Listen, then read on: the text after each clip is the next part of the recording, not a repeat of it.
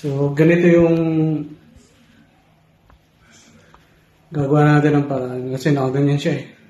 Lagyan natin ng parang 2 o hanggang 3 layer para mas magandang tingnan, mas organized. So, tingnan natin yung binili natin kung magiging okay siya. Ninyo, yan. Mga guys, ito yung try natin. So, ito yung gagawin nating organizer o rack sa microwave.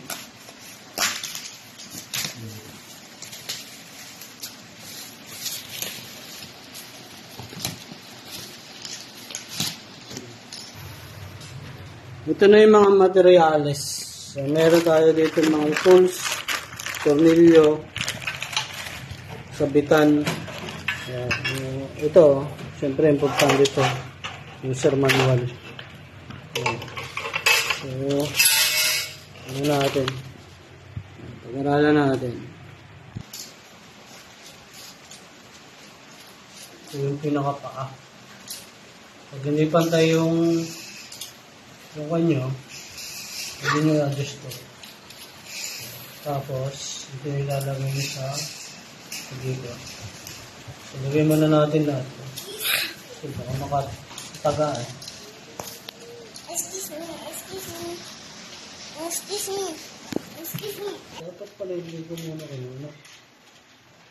Dapat ibinaon ko muna.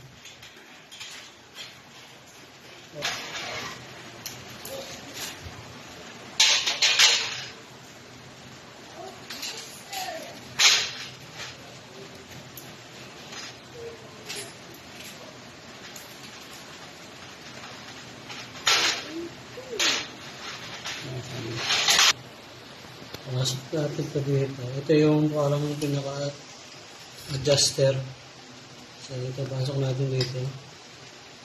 Tsaka dito. So, mangyayari dyan, kapag gusto mo siya i-adjust, niluwagan mo to. Niluwagan mo to, ihilahan yung bakal. Kung hanggang saan yung, yan. Kung hanggang saan. Tapos ito yung maghihigpit. Itong nasa gitna. Gagawin muna natin ito nito. Magiging lahat.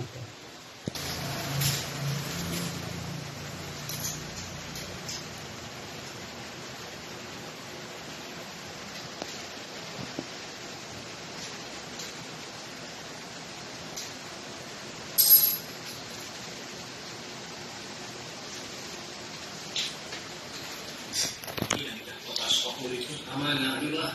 Masyado lang mong gulo. Kalmahan natin. Gawa tayo yung mga saklaan.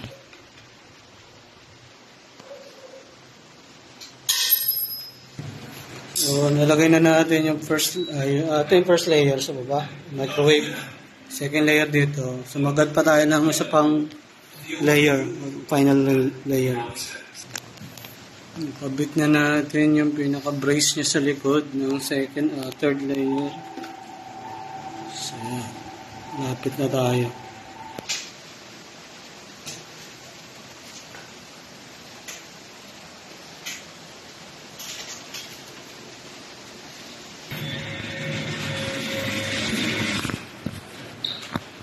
Buo na. So, lalagyan ko na lang ng sabitan dito. Dito ko ilalagay sabitan para dito ko ilalagay yung saksakan. Ito yung sabitan. 2, 4, 6.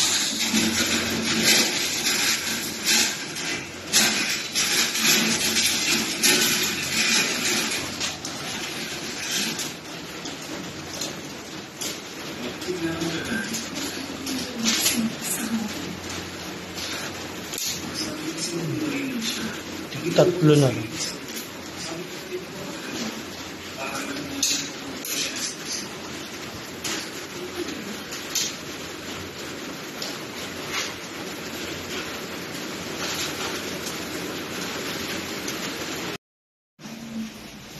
na yung paano pinaka-itsura niya. 1 layer, 2 layer, 3 layer. Sa baba yung microwave. Tapos yung extension dito sa gilid, lagyan ko ng konting space para hindi masyadong dikit dito. So, yeah. Diba? Mas organize siya.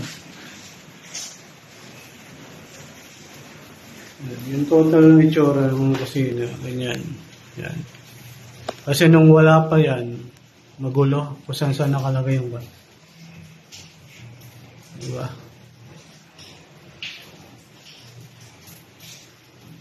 So, yun lang. Pakilike po ng video, pakasubscribe.